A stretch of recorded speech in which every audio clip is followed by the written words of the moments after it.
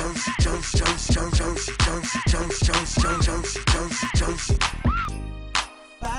me. To the crib, to the crib, to the crib. Why don't you follow me to my place? To the crib, to the crib. Back in Jersey, yeah. But Mr. Franklin got his good shoes on. He turned a 100-meter dash to a 15-year marathon. And I don't see the goal getting closer, even though I graduated, pay my taxes like I'm supposed to. And tell me, what do I get? My gig $1.5 grand a month just for benefits. Then they gon' turn around and throw me a raise. 30 cents an hour, I should've stayed selling, yeah. Cause the CEO... Hello everyone and welcome to another brand new episode of New Music New Jersey. I am your host, Apples. And today we're in Cherry Hill, New Jersey with a rap artist named Brent Eyeinsee Jackson. Hello, Eyeinsee. I'm good. I must say, it was a little dry, but I enjoyed it. I liked it. Good. It's a little further south than, you're probably used to. It was cool. Good. A lot of good stuff going on down here. Yeah. I'm actually looking forward to getting to know more about your music, where you're actually from, because we're right here in Cherry Hill. So, but we're actually in the studio where you record. Yeah. Okay. So, for our New Music New Jersey viewers, Eyeinsee, can you just tell us how long you've been a rap artist? How long have you been rapping? I've been rapping in the studio since like 1996. Oh wow. Yeah. Okay. It's funny. Okay. And well, as I mentioned to you earlier, offline, 1996 versus 2012, the music was very, very, very different. Right. You had the names of Money by Nature, Wu-Tang, the Lost Boys. Right. So music is definitely different today than back in the 90s. Very different. Okay. What was it like, getting started with rapping? How did you get started? I was always into music real heavy. Like when I was a little kid, I used to want to be Michael Jackson. So I used to like study the music real heavy, you know what I mean? But eventually, I was like, I think 13 or 14, and I just kind of wanted to find a new way to express myself. And I was a huge hip hop fan.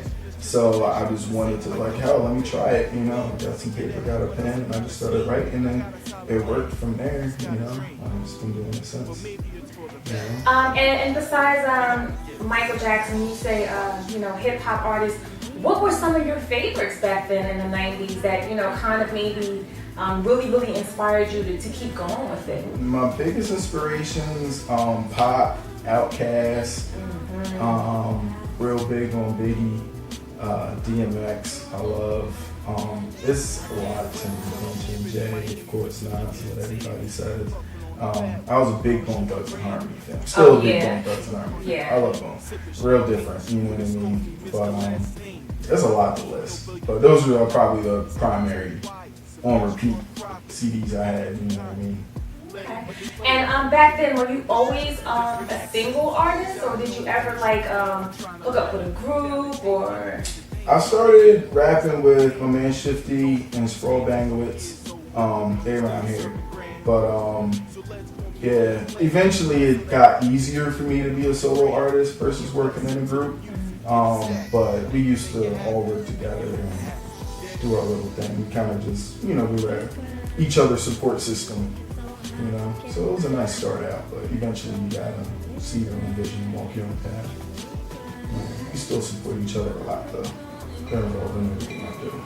That's what's up. That's on a more positive note, because you hear of artists that get together as groups, and when the group, breaks up, or if they're not doing it anymore, then they're not even speaking to the people. So for you to say Sometimes that they're there, that's cool. Yeah, it's good to take care of the people that are around you, Well, that's what's up. Yeah. And it's good to have the support, because sometimes when people are like, oh, he want to go his way, what about us? So it seems like there's a mutual respect there too, respect the fact that you are a single artist. I mean, you need those people to be like, nah, man, don't do that record. Or, nah, you gotta respect that. You know what I mean? You don't want to have a bunch of yes men around. It's, oh yeah, that's hot.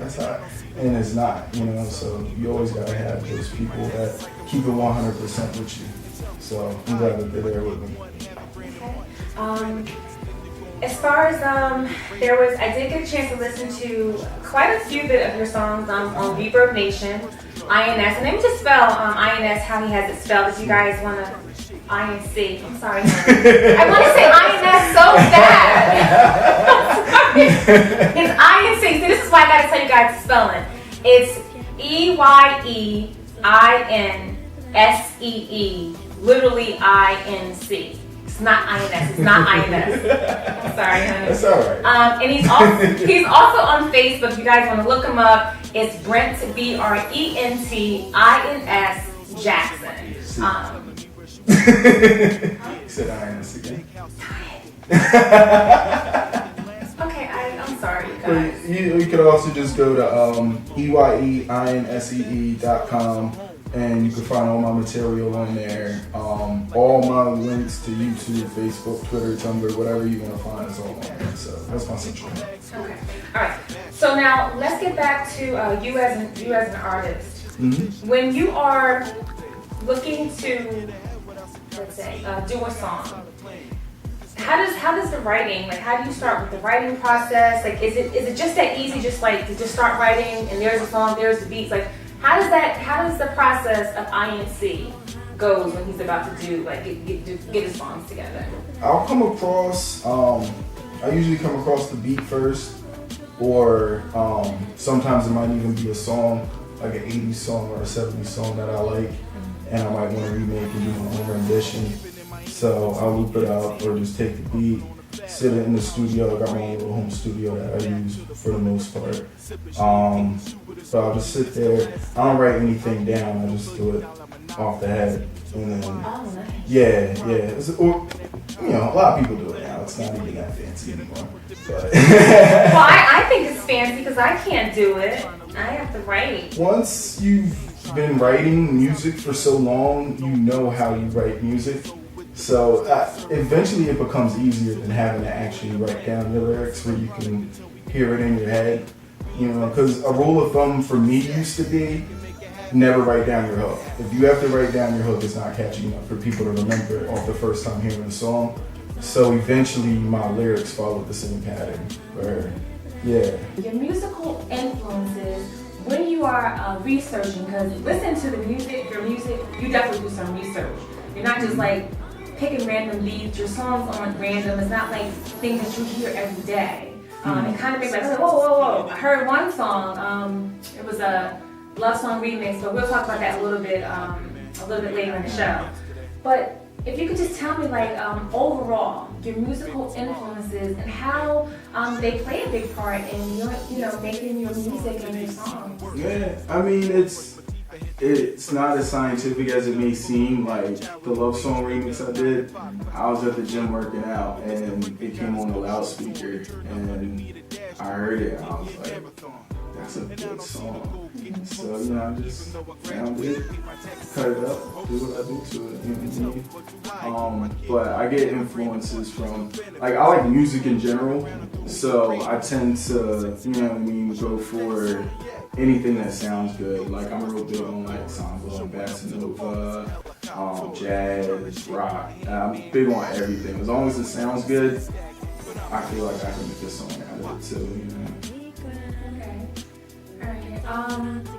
Now, when you are researching your song, getting ready to do your music and you're researching, do you ever get like a block or ever anticipate, or maybe you shouldn't do it, or are you like really confident, like, this is it, this is what's up? Because it's not something that you hear every day. Or does it just come like naturally to just find something, I like it, and I'm doing it? Like, do you ever second guess yourself on some things, or once you got it, that's it? Nah, I mean, I don't like to operate with fear when it comes to anything. So I got thousands of songs. Y'all might hear a couple hundred, and you're not gonna hear the thousands that I did. So a lot of it is try and fail. And this one came out right. This one might need a little more sharpening up. You know what I mean? So it's just do it. If you got the means to record your own stuff, or you come to a studio and record, just go ahead and do it. And see what it sounds like. You don't have to let the public hear it if it don't come out right, but it's still experiment. You may, when you come across something in the future, you might be able to point out all right, let me try doing this one like I did this one, you know, so it'll come out a little better. I agree. And offline, you guys were just talking about like rock and rap music with Run DMC, Kid Rock. Right. Think of Linkin Park. I know that Lil Wayne did a song with Linkin Park and also Jay-Z. So it's not a lot of that. I think it's pretty good, you know, with the rap, and also just taking like some of the old music and bringing it in with the rap too. It's not like the everyday kind of music you hear, like the cars, the money, and right. you know, it's just different to hear someone. Yes, soul. Like when I heard you rapping the Love Song remix, and then I heard the hook, I was like, wait a minute. I was like, this sounds like an 80s classic song. And to be able to put the two together, meaning to rap, you know, that good and at a good pace, so that when the hook came in, that classic hook came in, it didn't clash. Right. Like, was that easy for you to do? Like, was it something you had to keep doing to kind of make it fit? Yeah, I mean, I've been doing like beats and like break beats and stuff like that for pretty much as long as I've been rapping, because I couldn't afford to buy beats, so I had to make my own. So you learn how to, you know, read a wave signal and actually cut things. It's a science to it, but you gotta know how to do it in order to get it, you know, a seamless kind of thing going there. So that took a little bit of work. You know, it's not something you can really just do off the tip, you know. Well, you made it sound very easy, but I had to ask the question. I'm like, wait a minute, how did he do that? Because the song is very unpredictable, because you're not thinking to hear that hook, and I'm like a true 80s music type of person, so I was like, oh my god, it reminded me of that song. It goes, take me. So I was like, oh my god, like anyway. So I think that was very genius of you, and it actually takes another level to versatility, you know, when it comes to that. But I know that you're going to be working on a new project, which is going to be an album, because right now, when you go on Reverb Nation, he has a lot of different songs talking about a lot of different situations, real life situations. Like I said, I do have those songs, but we're going to talk about that a little bit later in the show. What are your inspirations as far as hip hop today versus when you started? But we're going to get that answer from Eyeinsee when we come back, because we got a chance to speak with him behind the scenes with that, and it was rather very interesting what he had to say. I really like the studio. I think this place is so nice. Yeah, that's where I like to work, you know. I think it's a good place. Yeah, I actually started here. Really? Yeah. How long is the studio? The studio's been that long? It was ran by some different people, but big shout out Ray Watkins, my man Raj, John the Boogie. Yeah, this studio is really nice, you guys. Yeah, that's my people. That is Back here is where we do all the recordings and all this.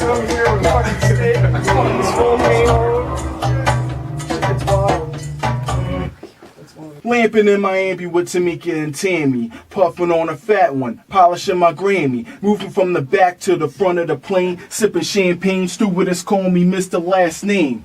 Waking baker, below average hourly wage maker, 9 to 5 questing for the paper. But Mr. Franklin got his good shoes on, he turned a 100-meter dash to a 15-year marathon. And I don't see the goal getting closer, even though I graduated, paid my taxes like I'm supposed to.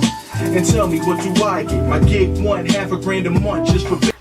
As you guys just seen, we got a chance to see you up close and personal in the booth. I really enjoyed your energy. I like the song. Maybe Tomorrow.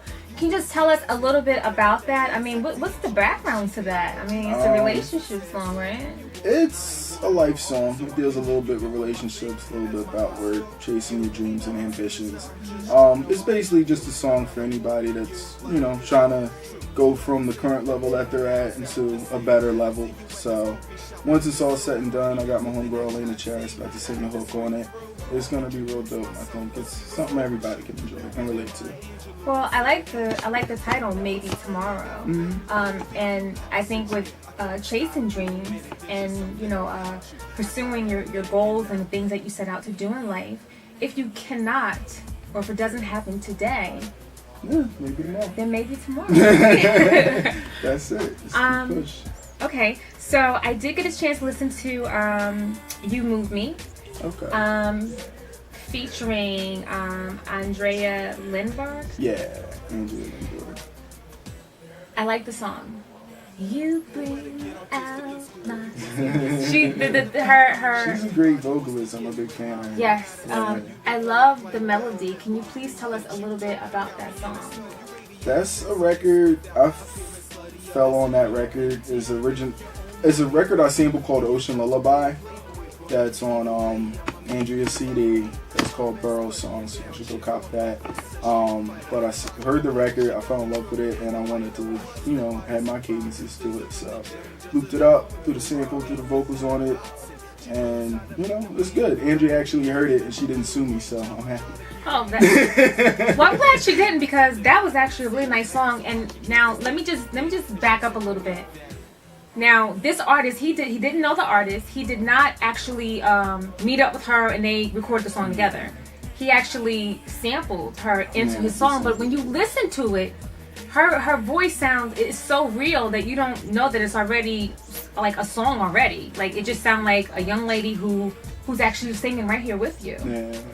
That's awesome. Yeah, the record came out pretty good. It's a favorite. A lot of people dig it. I like it too. Yeah. Now, one of my favorite songs, again, on Reverb Nation, Eyeinsee. That's EYEINSEE.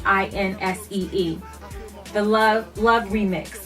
Oh my God, love it. We did talk about that a little earlier, about the classicness. It's from the 80s, and just the hard work you had to put into making that song when you have to rap and then kind of make it flow so it's not clashing with this guy's melody. Right, exactly.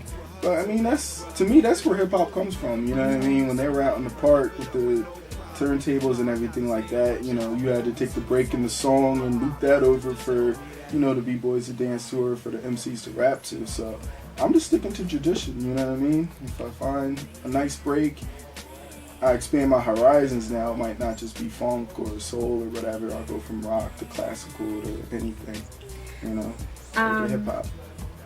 And that's really interesting. I think too, being an artist, being not only versatile but doing some research and being different, not to just be different, but being different because it's just something within you. Everyone has their own different tastes and different ways about how they come up with their songs and with things they use. What I liked about the song is that it talks about you have been called a player. You also talk about how addicted you are to her, and about this thing that you have. And the guy on the hook, he actually sings, "Whenever I'm alone with you, you make me feel like I'm whole again." So just to wrap that up, what is that song actually saying? What is the message that you would like people to, what is it saying, the love thing? I mean, everyone's had that relationship where they just felt like on top of the globe with the person that they was with. So I just wanted to, revisit that feeling that I had at that time when I was feeling it. So, just took the emotion, put it in the song, and, it's pretty self-explanatory. It's just an old school, good old love song. I love it. Nothing wrong with that. It's unpredictable. When you guys hear that guy come in, you be like, whoa, whoa, whoa. Anyway, there was also another song that I listened to, which was called Sandpaper Kisses. Okay. It talks about a young lady that you meet on the bus. And you are already in a relationship. I guess you guys are kind of like on the break, and it's about her being not really a good girlfriend. And here comes this girl that you meet, and she's she's interesting, she's cool, and you guys start out as being friends. And you kind of find yourself getting a little intimate and everything, but you still got your girlfriend in the back, in your mind or whatever.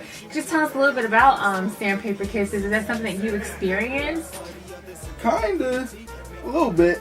I guess I see it more in other people. I've kind of had that run-in, but I never acted on it, so I've been good. Cause that's kind of I would say at some time, maybe a little difficult moment when you are going through a bad situation, here comes a person that, like, wow, they're pretty for cool. men and women, you know, when you meet that person that's filling in the gaps that the other person, you know, left holes, then it's like, maybe it's better over here than picking over there. So, it's a real situation. That's all music is, real situations. Something you can listen to. And he actually talks about quite a few different situations. There's another song called "Tell Me You Love Me," and this is about friends. This is about friends maybe escalating into something more. And again, this young lady is in a bad relationship, and you being her friend, like you see it firsthand. Do you think that's common when you have like someone in a relationship is bad, but they have a friend, and then they kind of like they may start getting together, and then like I don't see why it doesn't happen more often, to be honest with you. Because if you have a best friend that's of the opposite sex, I mean that if you have that friendship, that's what lasts forever. So why would you go over here with this other dude or other chick and try to make it work when you don't have that friendship? Because when you're 80 years old and got your legs and toes amputated and nasty looking, that's all you got left is your friendship. You know, it ain't gonna always be as pretty as we are now.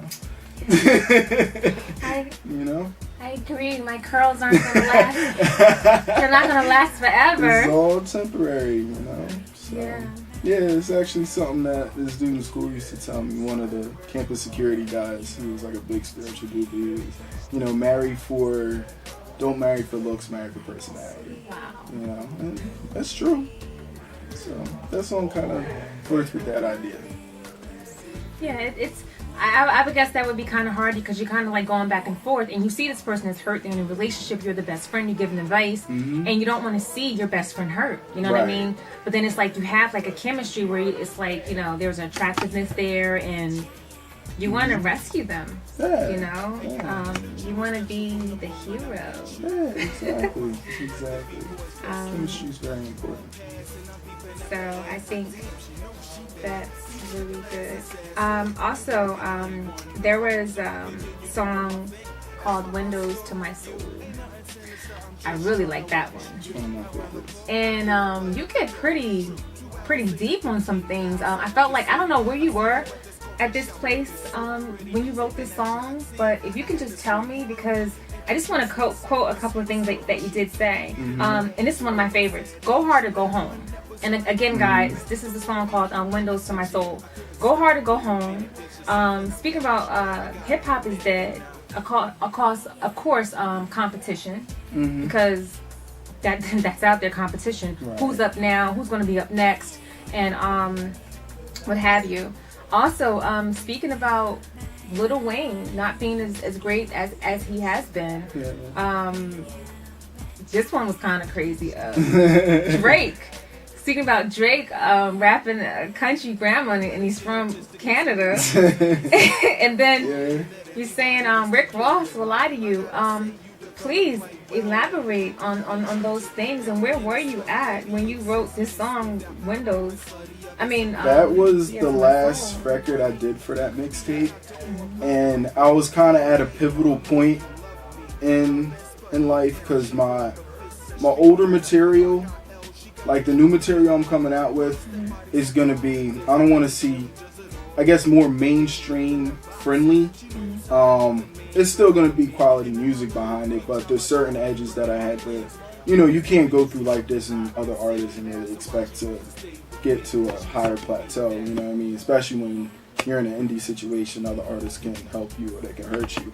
But the Windows to My Soul song was kind of, when you listen to it, it's a thought process. You know what I mean? It's not really a diss record when I'm talking about, I mean, alright, you know, if I don't like a certain artist or whatever, if I'm not feeling a certain artist, I might mention certain things about him or take jabs at him. It's hip-hop, you know, it's competition. But when you go to the end of the song, you know, I quote out the Bible that I'd rather rule in hell than reign in heaven. You know what I mean? So it's more like, alright, I can try to be that guy that's like, alright, well, screw all those artists and blah, blah, blah, I'm the better guy and whatever, and still be broke. Or you can get on a level like, all right, well, I see why it is that they have to keep their music at a certain plateau. I see why it is that, Rick is a great artist, but for him to, with the whole, like, the situation he had with 50 where he was pointing out the whole correctional officer thing, he had an opportunity to be like, yeah, I was hustling and I was working. He could have helped a lot of hustlers with that. Even if it's just on some street stuff where it's just, you can't buy everything with drug money. The government will catch you. You know what I mean? You got to have a legal gate to keep legal paper coming in. He could have even dropped jewels like that, but he lied about it initially. You know what I mean? And like, to me, that wasn't cool. But it's just a thought process when you listen to the record. I think some of you will catch the message and some of you won't. But it's one of my favorites. It was a pivotal point in my life when I wrote that. Very, very interesting. Actually, when I was listening to the song, I was like, whoa. I caught those, and you're right. There are artists who do speak their mind about fellow artists. You're in the industry. You listen to music, so you have your own opinion about things. Which brings me to when you say about hip hop and understanding where the artists are today and where they have to keep it.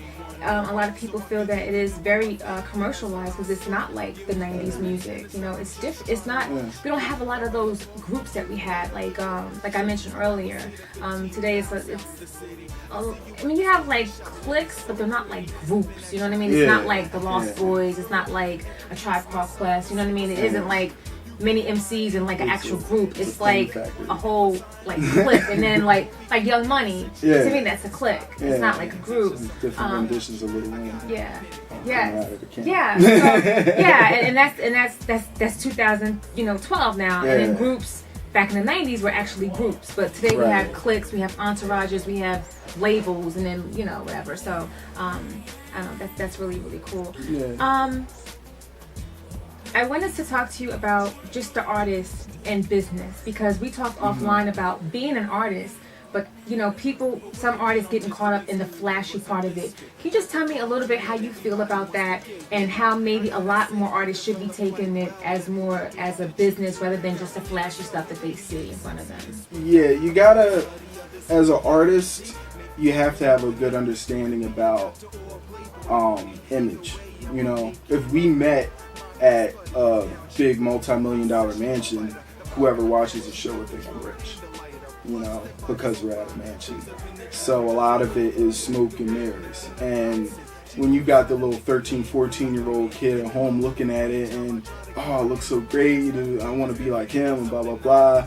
But, you don't know that artists are making like 15 to 20 cents per record sold. A lot of these people are just caught up in heavy debt that they can't pay back. That's why you see a lot of artists making really weird decisions without naming names. But you have to read into it. You have to understand how the business works. And then from there, you're either going to get into the business, learn the business, or, give up, not do it. It might not be for you. It's not for everybody. You have to have a passion for the music in order to keep doing it, because if I didn't like the music, I wouldn't be doing this. It's a lot of stuff you got to go through, and it's expensive. I agree. Well said. So, Mr. Eyeinsee, is there any advice that you would like to give to our New Music New Jersey viewers and artists around the world, artists and up-and-coming artists, as far as like pursuing their dreams and making things happen? What kind of advice would you give to them? My advice right now would be like, it's a great time to be a hip-hop artist. With the internet, it's hurting the industry, but it's helping the indie. So if you're serious and if you're about it, start doing it and start doing it right. Don't try to blend in with the crowd, try to stick out. That's the best bet. If you do what the next guy does, then what's the point? That, and listen to advice. Don't automatically assume that people that don't like your music are haters. There are way too many people doing that, and that's why the music sucks. You have to be able to take the constructive criticism, go back to the lab, pump out better work. You have to balance everything. It's not easy. It's not for everybody. But you'll have to realize that maybe the hard way. It sounds like it's a tough industry, and some things aren't always what they seem to be. So you're right. Anything that you do in life, you know, if you can, you know, when we get the opportunity to do things that we love, you know, that makes it even more easier to do the hard work because you love what you're doing. Yeah, exactly. You're not doing it just to get in the video or to have the fast cars or, you know, the girls in the videos. You're doing it because you love it. And when you do it, when you do what you love, the other things will come, you know, but you have to put in the hard work. And like you said, it's smoke and mirrors, and it's not easy. It's not going to be easy. Yeah, somebody said, when you're doing what you love, you'll never work a day in your life. Was that Russell Simmons? I don't know. Oh, no. Might have been Steve older Jobs. Quote, but I don't want to throw the quote off. Somebody said it. I heard it, and it's true. I have no idea what the source was from. Yeah, they say pretty good things too. Yeah. Maybe not, but yeah, they say pretty good things. And look at them. Yeah. Well, I just want to say thank you for inviting us here to this studio, 0 by 1. This is their card, and we're here in Cherry Hill, New Jersey. Very nice studio. These guys have a lot going on. We'll be sitting down with the actual owner of the studio and talk to him really briefly about what kind of artists come here, what they're involved in, and, you know, get the address and number to you guys so you guys can, you know, look them up as well. And before we cut out, I just wanted to tell everybody that yesterday was Apple's birthday. Oh my God! So we had to. You got me a gift? Of course, we got you some sweatpants money here. Oh my God! Y'all know I'm an entrepreneur. You know what I mean? We got our own little line going on. Oh my God! A little something.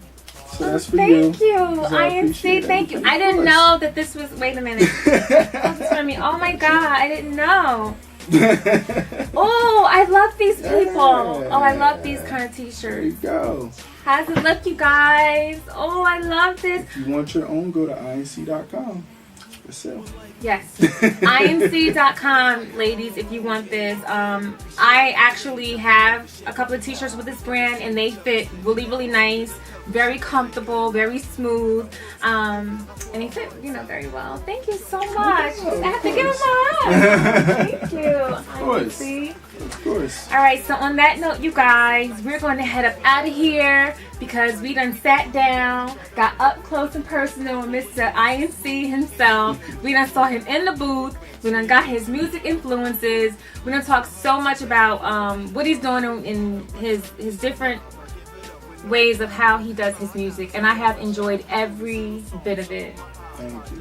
We're having you, of course. Thank you. All right, you guys, again, we're here in Cherry Hill, New Jersey, and I'm your host, Apples. And again, you never know, we might just be coming to your town. Bye, you guys. Showing up to the office in helicopters, trying to shake my hand, man. Fuck you. You ain't trying to see me stagnant, but I'ma make it happen. Watch. We grind, working so hard to get by, working so hard to live life. And we grind, tomorrow gonna come very fast. Tomorrow gonna come very fast. Oh, so man, my girl's always in my ears, telling me where she wanna be in a few years. Big house and picket fence. I don't know what you thinking. Last month we barely made the rent.